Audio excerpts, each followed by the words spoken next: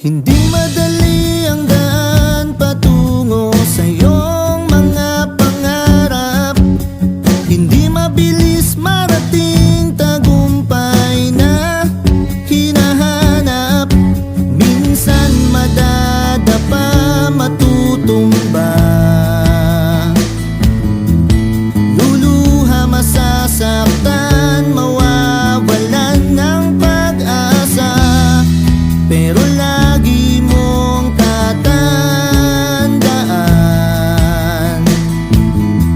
ang lahat ng bagay ay pinaghihirapan.